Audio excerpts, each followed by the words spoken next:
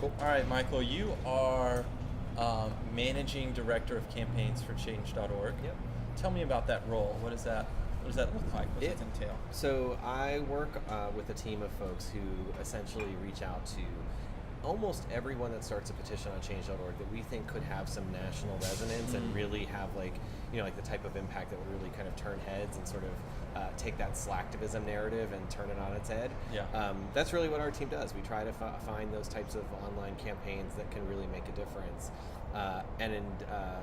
Work with those petition starters to help them tell their stories, help them get media coverage, help them engage the signers of their petition with tactical ideas that help them put pressure on a decision maker and ultimately help them win. Like for us, it's like winning is contagious, and once you can kind of do it once, it just is this feeling like you just want to keep doing.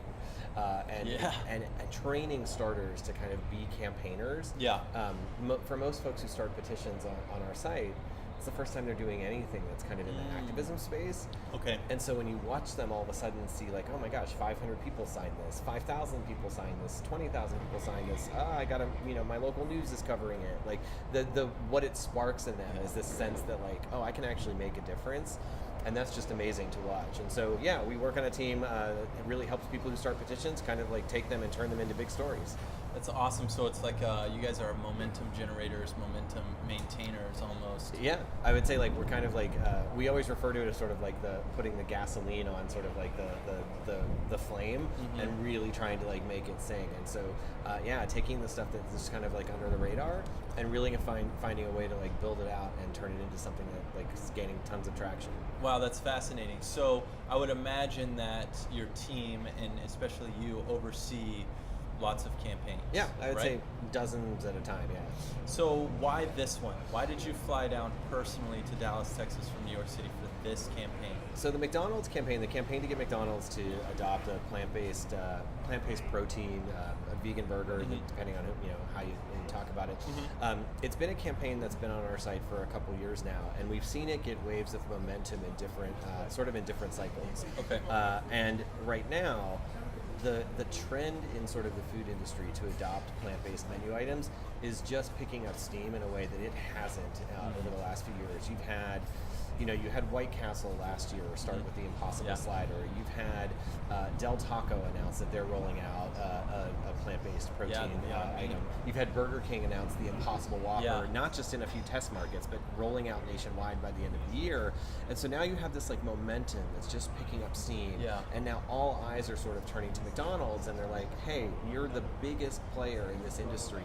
Like, when are you going to catch up with sort of consumer demand? Right. So just the climate is just right to be able to get a response from McDonald's. So right now, it's one of the things where it's like the climate is right. The theory of change is there, and people really want alternatives. And so like the moment to strike is now. Yeah. So that's why we've been supporting this petition starter, Kathy Freston, and why we're down here in Dallas right now, because there was a shareholders meeting for McDonald's. Came at a very fun moment for the company because there's lots of different things sort of swirling about them, and this one feels like a moment where we'll really be able to get them to come around and win. So you were literally at the stakeholders meeting. Yeah, inside the room. Inside the room. Yeah. Tell us about what it's like in that room. Yeah. How did the meeting pan out? How did that work? It's funny. I was expecting something like more pomp and circumstancy than we really got. I'd say there was probably somewhere in the ballpark of 30 to 40 people in the room, not including like the CEO and the chair of the board who were up on stage. But you walk into basically kind of like a basic hotel ballroom.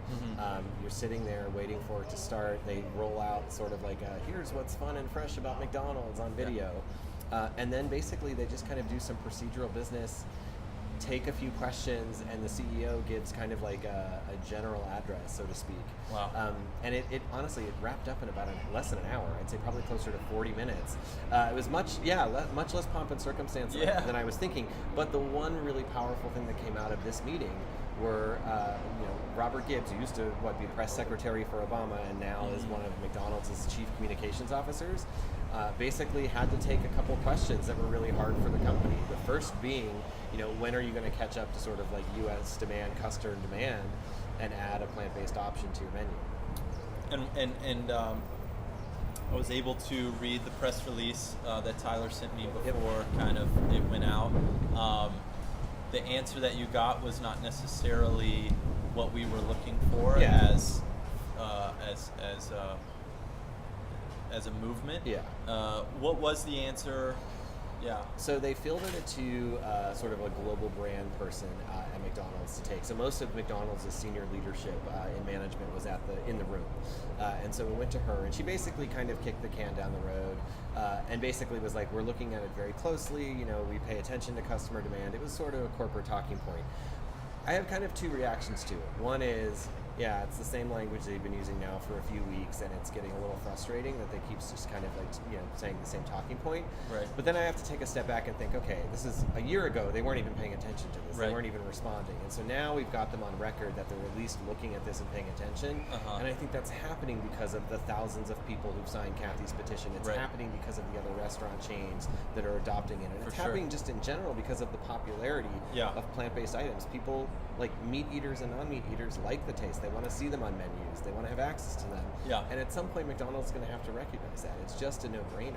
Yeah, it is true. I feel like there's pressure, and I feel like the pressure is obviously, it's going to at some point be enough of a pressure from a revenue standpoint. Totally. That is unignorable. Totally.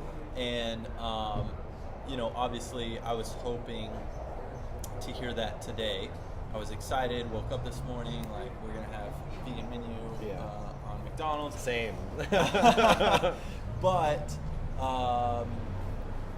tell me what is the next steps for this campaign currently? Yep. We were speaking before I turned the camera on about maybe some ideas that we're having in Chicago out in front of their headquarters. Tell me about what's next. What are the ambitions for this campaign currently, and like, even for our viewers, like how can we get involved? Totally. So this campaign is not going to go away. Kathy, the petition starter, is not only super passionate, she's now rallied 215,000 plus people.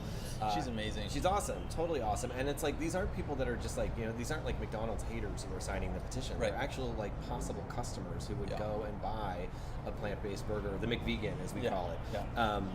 And so it's not going away. And one of the things that we're looking at now is, okay, we had this board meeting moment or shareholder meeting moment, and there was a chance for McDonald's to step up to the plate, and they didn't. They kind of whiffed. Right. So, all right, what can we do? We're thinking of going straight to McDonald's headquarters in Chicago. They have this beautiful new headquarters right in downtown Chicago. Tons of foot traffic in front of it. Yeah. Very easy to get to. And we were like, okay, well, if we can't get a commitment out of them, to put a plant-based burger on their menu, let's bring a plant-based burger to them. And so we're hoping mid-June, late June, somewhere in that ballpark, time to McDonald's, bringing some of their global menu items to the U.S. market, bringing, ourselves and several hundred plant-based burgers, maybe Impossible Burgers, maybe the Impossible Whopper, maybe some Beyond Meat burgers, and basically let's hand them out to both employees and customers, and actually have them experience this right in front of McDonald's headquarters in a fun, this isn't about healthy, this isn't the sort of done tons of campaigns where you kind of name and shame. Right. This isn't really about naming and shaming. It's about hey, look at the opportunity that's in front of you, and having fun with it. So we really want to figure out a way to have some fun with it in front of their headquarters. We have this awesome idea as well. We'll see if it comes together of this video of okay, if the CEO of McDonald's, Steve Easterbrook, isn't going to announce a McVegan, let's take an Impossible Whopper on a journey and have him taste it and see if he likes the taste of it, right? So picking up one, probably a couple hundred miles away because of just where the availability is, and chronicling its journey straight to the McDonald's headquarters and sharing that with our viewers, right? And actually just really having fun and being creative and playing around with it. But ultimately putting enough pressure on them to think okay, this is the opportunity, the moment is now, let's add this to our menu. Not pressure from a, like you said, shame, but pressure from a, we want this, we would love to support you if this happens. Say, we're here, we would love to give you our money. Yeah. And those are the types of things that speak to the bigger organization. I think, obviously, organizations like the Humane League, Mercy for Animals, they're really great at putting pressure on big companies and affecting change. Yep. I'm so fascinated by the way that change.org allows, like you were saying, people who have never really been involved in trying to campaign or put pressure or, in activism in general. Yep. It's a very, first of all, it's extremely user friendly, but it allows people to have this kind of like voice that they didn't have before. But Kathy, in particular, she already had a voice. Yep. She already had things going on. Do you find that those things work better because they already have a little bit of momentum, or that's kind of like what your team is there for, or what are your thoughts there? Totally. Well, I think, and this is not objective given the t-shirt I have on and where I work and everything, but like, I think one of the magical things about change.org is that it provides a platform for anyone, anywhere, to actually start something and see where it goes. So there's beauty in that, and the reason it's so beautiful to me is because it gives people a chance to share their authentic story.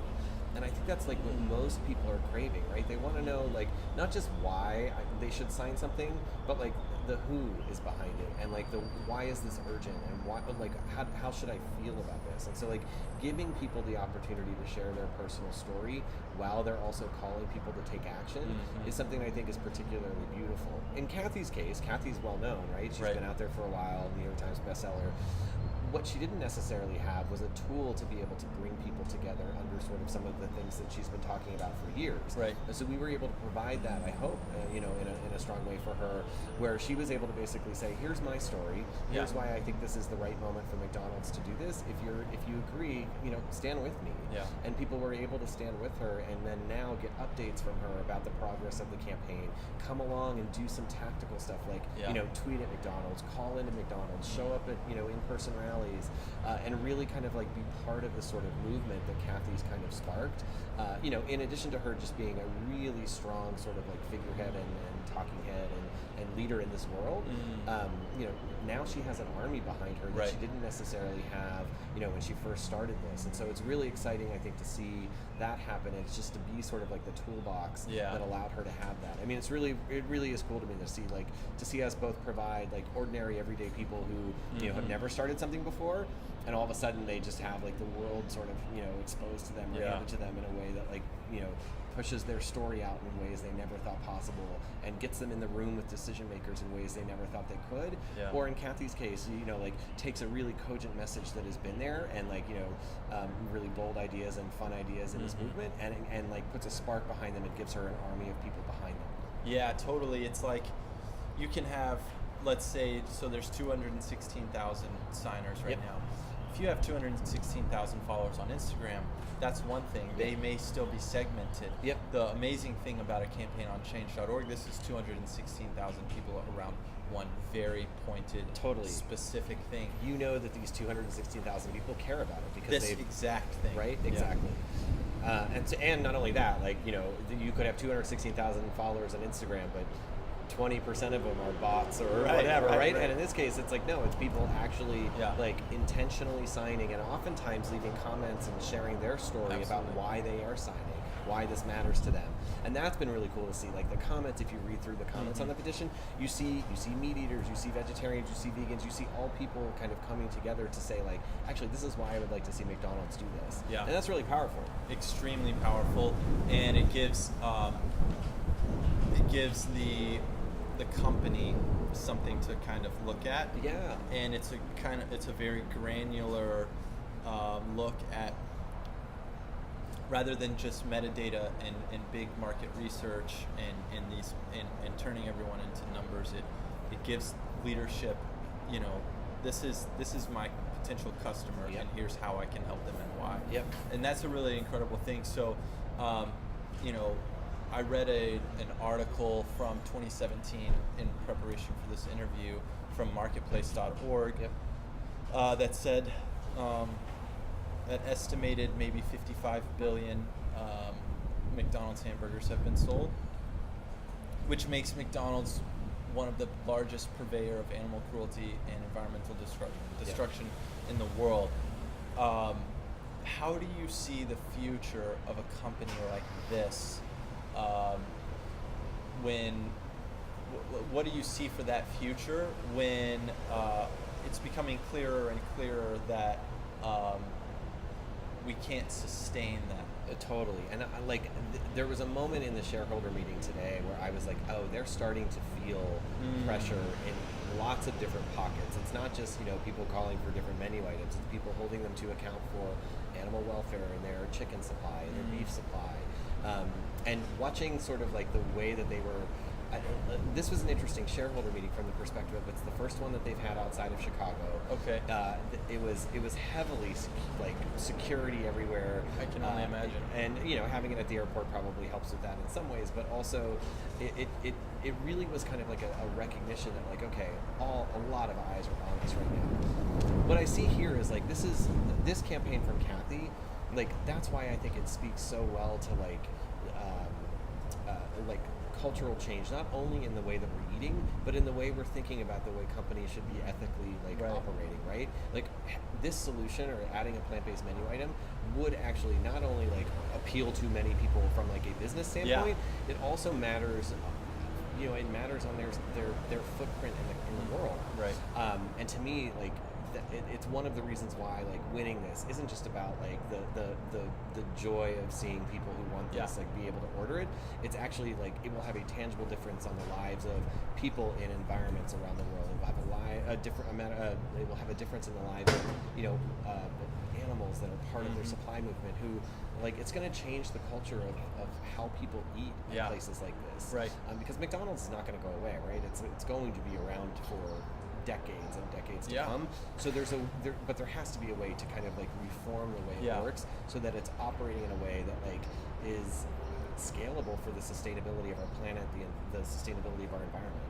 So you work with, I'm sure you've been in meetings like that. I'm sure that you have experienced that kind of upper level, C-level of these massive organizations.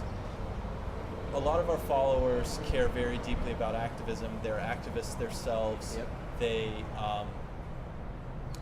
They are demanding of companies to do the right thing. They're demanding of, and rightfully so, and same, demanding in upper management to make decisions that aren't based on money. Yeah. When you have a large company, the bottom line is the most important thing, right? We live in a growth economy, understandable. Do you think that people at the C-level, they realize the impact of all of the things that you were saying and they turn a blind eye because the bottom line is the most important thing? Or do you think that they're completely unaware? And it's definitely not that they're completely unaware. I'd say it, but I also don't know that it's that they're turning a blind eye. I think it's that they see it as a very complicated thing, that it's not as easy as just one decision over another decision, which is tricky because like that was also sort of some of the beauty of being in the room today was actually getting to talk to some of these senior McDonald's folks and have them see a human face on the side of this petition and also us see a bit of a human face on the side of a decision maker on a petition. And some of it I think is, that conversation does eventually, at least I believe, lead to changing hearts and changing minds over time. Right. I think our jobs as activists are to hold, it has to be to hold them to account. Right. There's no way that it's turning a blind eye. I mean, you couldn't turn a blind eye because, like, outside that shareholder door, there were people protesting for better, animal welfare policies for chickens. For the Fight for 15 folks were there. McDonald's has had a really interesting week given all of the sort of sexual harassment lawsuits that have been filed for it. You had all of these people, some of them McDonald's cashiers and employees, line cooks, like outside basically saying your employee policies are failing me. And so, like, there's no way you're turning a blind eye to that. You literally have to walk past it to get into the hotel. Yeah. But I do think they see it as a much more complicated decision. I think our jobs, our activists are to just be relentless. Insist on the conversations, insist on being in the room. Don't take no for an answer, but also figure out ways to sort of, where you can have conversations with them in a less of a naming shaming sort of way, antagonistic but way, more of a maybe a more hopeful, more constructive way. I think those are really useful. There is 100% of time for the naming and shaming and the sort of more I'm going to use the word aggressive. Well, I don't mean physical, but just more like tactics.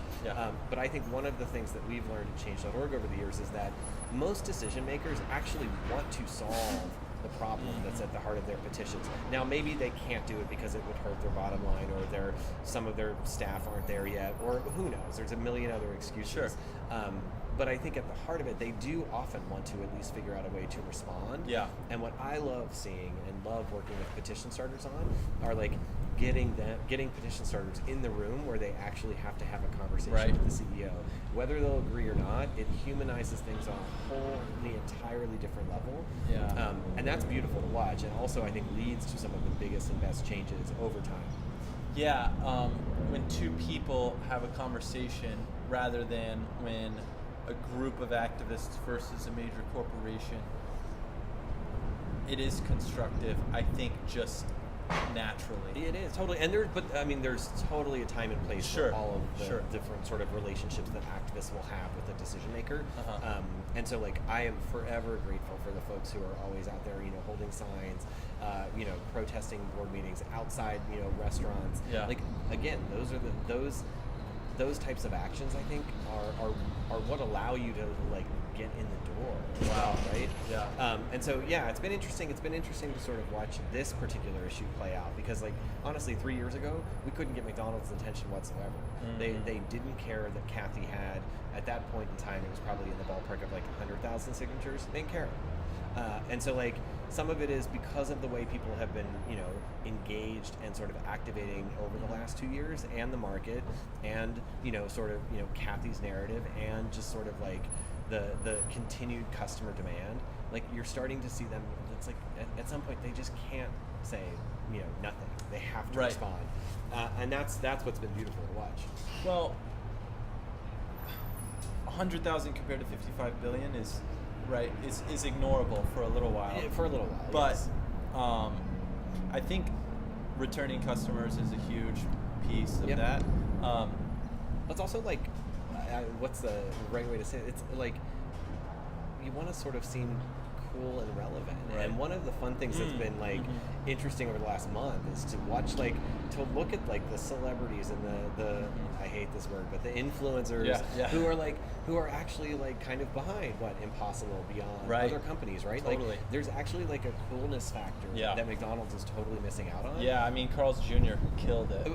Honestly, White Castle too. Right? Like, and it's so interesting to see that play out, and to watch the biggest fast food company in the entire world on the sidelines while other fast food companies like school them on this. I just got goosebumps after you said that, because it's totally true. Totally. It's so true. And a lot of times, because of these decisions are so nuanced, because the company's so big and there's so many pieces to it. I think it's important for a lot of activists to understand why major corporations move like molasses.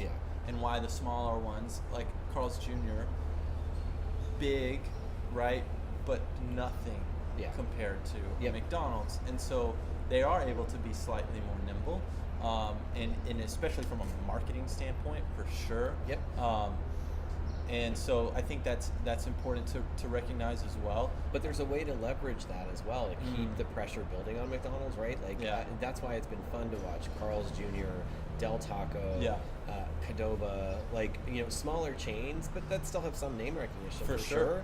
Like kind of help like flip the script of where the market's at least in the fast food industry around plant-based menu items. And so watching sort of like each one of those smaller chains, it's kind of like when we look at this from like a campaign strategy standpoint, we'll often be like, okay, well, what if we got a couple smaller wins, but you start adding those smaller wins together, and all of a sudden it's like piling up to a place where your big win, like your big target of your campaign, they're going to have to respond because they've got 16 smaller things happening underneath them that are pushing them to make a decision. Right, and then the big one just becomes the next logical step. Totally. My friends, Chris and Jasmine, they live in Portland. They're influencers, and they recently did a video about eating vegan fast food.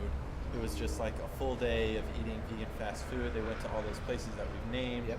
And so things like that are really important because it proves all of your competitors, like the summation of those competitors, whether it be 6 or whatever, have all led to no one buying McDonald's. Yeah, right. Or not even thinking about McDonald's. Exactly. It's so interesting. It's interesting to me to watch, vegan friends, veggie friends, and also like just meat eaters who actually love the taste and the product of a plant-based like burger. Right. Like when you need like a solution for like a fast food restaurant, like McDonald's isn't even on the radar for these folks. Can't even eat the fries. No, nothing. Basically, like maybe a salad without dressing, and that's it. And it's like and you now have so many other options that it's just so interesting to watch the biggest fast food chain in the entire world be completely on the sidelines for this, and they know it. There's no way they don't. Like watching this was the other thing about being in the meeting today was the very first question that went to the senior leadership for McDonald's was about a plant-based burger. So there's 7 executives up on stage, and Robert Gibbs, like I said, big mucky muck who used to be the press secretary for Obama, like fields the questions, and the first question is, okay, consumer demand is saying that there's energy here. Yeah. What is it going to take for McDonald's to look at putting this on the market? First question. Incredible. How did you get in that room? Yeah, good question. This was a lesson for me in terms of sort of figuring out how different companies do sort of their own shareholder meetings. Yeah. So a couple weeks, maybe about 3 or 4 weeks ago, we were like, okay, how could we get into the room? Right. And it turned out we were a little bit too 3-4 weeks ago. About 3-4 weeks ago, yeah. And this is in part because like Kathy's campaign, it's been on our site for a number of years, but it has kind of had waves, peaks and valleys, waves of momentum. And one of the biggest waves of momentum has been over the last 3 months when Burger King announced the Impossible Whopper, and Del Taco announced, and Tim Hortons announced they were looking at a Beyond Sausage, and all these different companies. Now, like 2-3 days ago, Little Caesars. Little Caesars, yeah, totally. Which is going to be interesting. For sure. So all like it's just the momentum. It's really peaked, and so we really started to look at Kathy's campaign again. We were a little bit too late, probably late March, early April, a little bit too late to actually like buy shares to be able to get into the room as a shareholder. But you can actually find someone who has a share and have them name you as a proxy, so that you are able to get into the room and sort of be a proxy holder for someone who has a share. So that's what we were able to do. About maybe 2-3 weeks ago, we found someone who, the deadline was I think May 9th. You had to submit all of this paperwork to McDonald's and name, the shareholder had to name who their proxy was. And we were able to find someone who had a share. They named me as the proxy, and McDonald's went through the process, and lo and behold, I got a badge to get into the meeting. Wow. What percentage of the company do you own to have a share? Yeah, it's a good question. I don't actually know. I mean, my understanding is that most people who have a handful of shares are able to get into this meeting. It's an annual thing that McDonald's has to do, just as like sort of a regulatory thing. So as long as you own 1 share, you're entitled to be in this meeting as a shareholder, and you can vote. And there was 30 to 40 there. Is that just because most people didn't care to come? Because surely there's it's a good thousands question. upon I'd thousands. be really curious what McDonald's response to this is, because I think in the past when they've done their meetings in Chicago, they've had much more participation and attendance. Today, I would say, I mean, this is like a rough estimate, but I'd guess somewhere in the ballpark of 23, 24 total people who could actually vote were in the room. And I think some of that is, they chose to have this in Dallas. It's the first time they've done that. I think some of that was to escape, some activist attention. I think some of it was, having it at a Grand Hyatt that's attached to, a major airport adds a level of security. It adds a level of, it kind of a barrier to get people into the room. And the travel involved. Did that play into your favor? Good question. The fact that there was lower attendance? Yeah. I don't know. I mean, what I noticed when we submitted our question, so we submitted a question around the plant-based menu item. Others had questions around, the animal welfare policy, particularly around broiler chickens. Others had questions around sort of the sexual harassment stuff that was, that came into light in the media this week, the class action lawsuits that were filed. I noticed probably a half dozen, maybe a little bit more questions that were submitted in advance.